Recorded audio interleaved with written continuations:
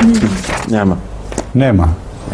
Neima is also a word of wide usage, but in Islam it has become a term, a specific term which is used in the Holy Quran to indicate various stations of humans which they hold in the sight of Allah at different stages of their spiritual evolution. All this is called an-Neima.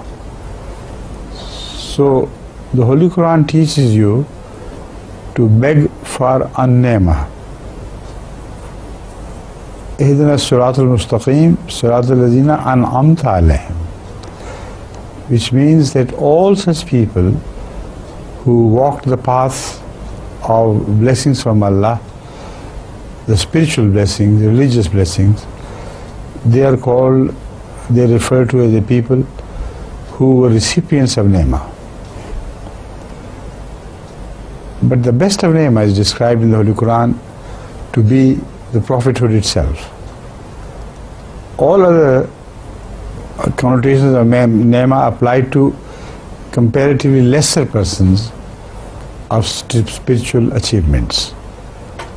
The best among them, to whom the word Neima literally applies in every connotation, are the prophets of Allah.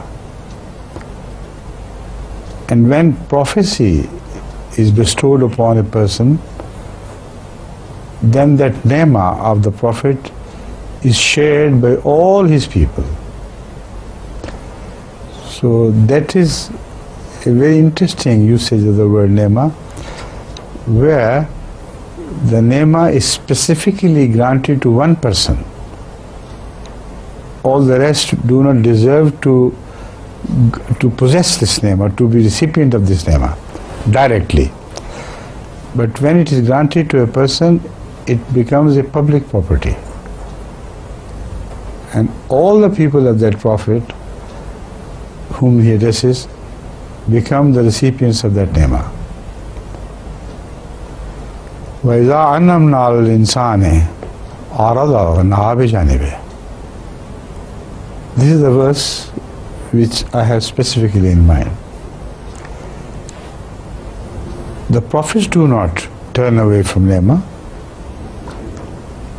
وَإِذَا أَنَّمْنَا عَلَى الْإِنسَانِ refers to the initial act of granting the commission of prophethood to a chosen servant of Allah. But because he shares it immediately with the rest of the society, it is the rest of the society which always behaves in this manner. وَإِذَا أَنَّمْنَا عَلَى الْإِنسَانِ أَعْرَضَ وَنَأَى بِجَانِبِهِ. Humans are now referred to as insan. The humans for whose sake this name was granted, they turn their backs to it and run away.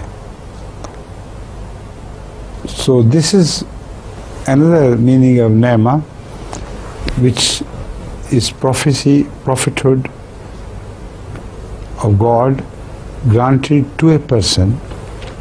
The moment it is granted, it is also granted to all the persons immediately and simultaneously, because they do not understand the importance of this spiritual Neima, so they turn away, as has been mentioned in this book, this Quran, this verse of the Quran. So Neima can also be a divine revelation of a prophet. All the divine revelations of prophets are Neima. Neima can also be interpreted as anything worldly wise good. Al-Inam here means everything which God has granted to His creation. So everything we look at, by way of food or drinks or comforts or heavenly bodies serving the cause of humanity, etc., etc. They're all Neimas. And this verse, the same which I just quoted, acquires a completely different connotation with regards to this Neima. This means that although we have granted limitless Neimas, inamat, or favors, it should be translated. It should be translated, when translated as favors, ordinary favors are the worldwide things, materials, etc. Then the meaning would be that although we have created the heavens and the earth for the sake of mankind, we have granted all favors to them, and they have been made servants of mankind. Yet he is so arrogant that he turns his back to God and walks away as if he is the master in his own right.